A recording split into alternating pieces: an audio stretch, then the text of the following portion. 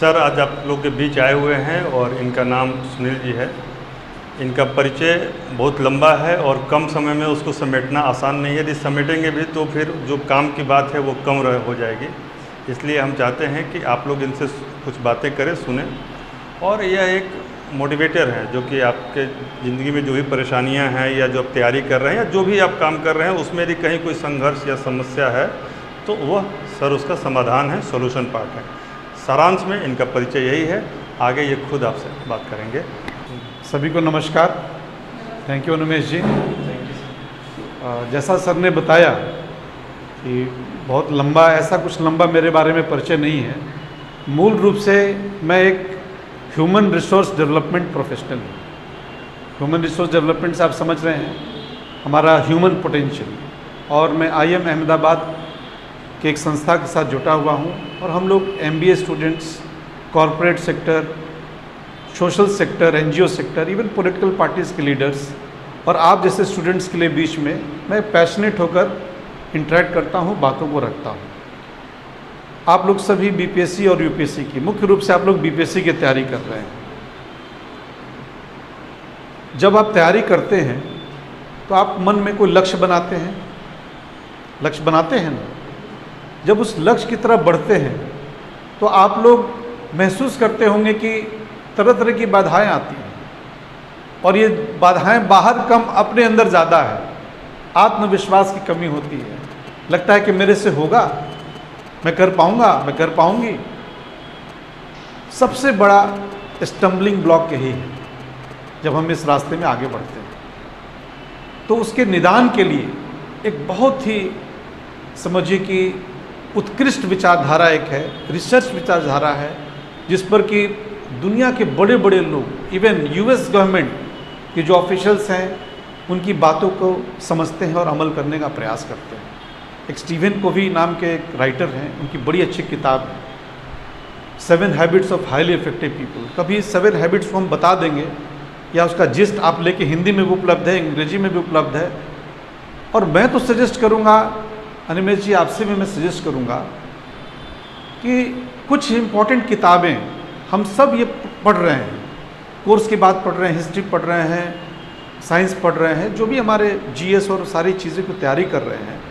मेरे कहने पर एक बात पर यकीन कीजिए, आप 15 मिनट केवल मोटिवेशनल किताब पढ़िए, ओनली 15 मिनट्स। 15 मिनट्स तो इन्वेस्ट करने में कोई दिक्कत नहीं है। वो आपको स्ट्रीमलाइन करेगा।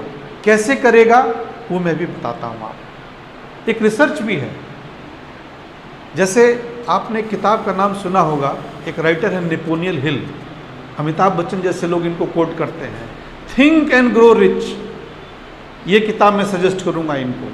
थिंक एंड ग्रो रिच मतलब पैसे के मामले में नहीं, अपने एनर्जी के मामले में, जोश के मामले में, काम के मामले में।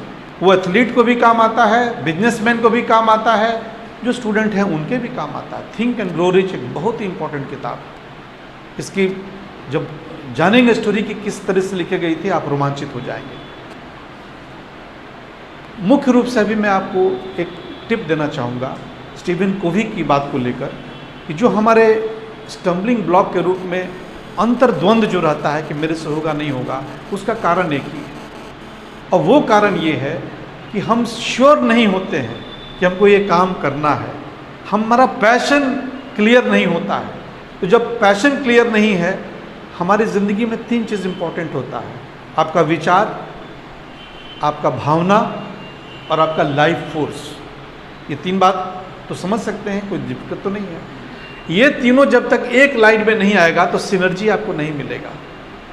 लाइफ फोर्स कैसे जागृत होता है? जब विचार और भावना दोनों अलाइंड हो जाए।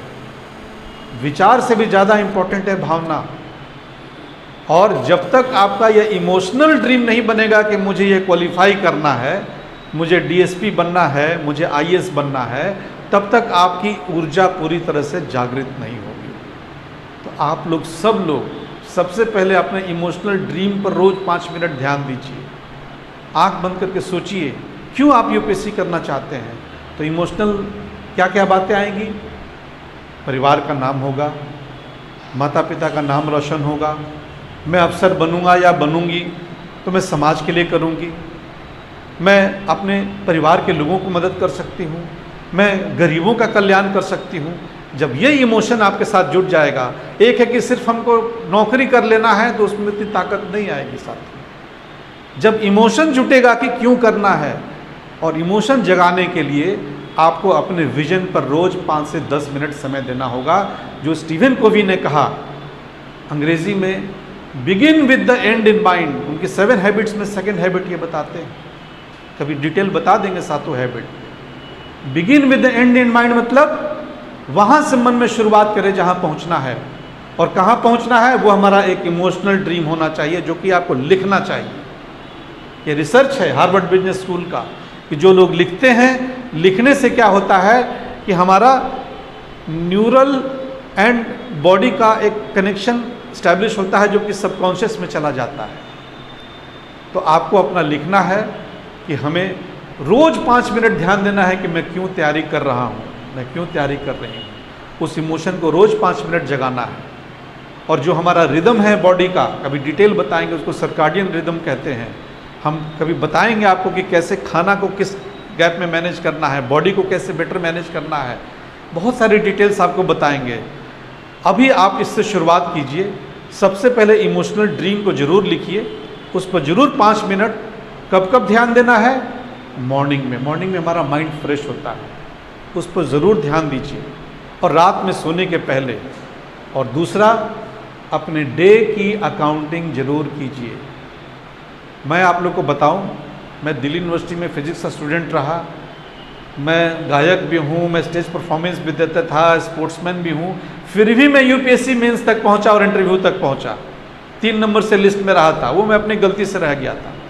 तो हमने जो कुछ टेक्निक्स अपनाए थे, उसमें हमने एक टेक्निक अपनाया, अनिमेश जी बताता हूँ।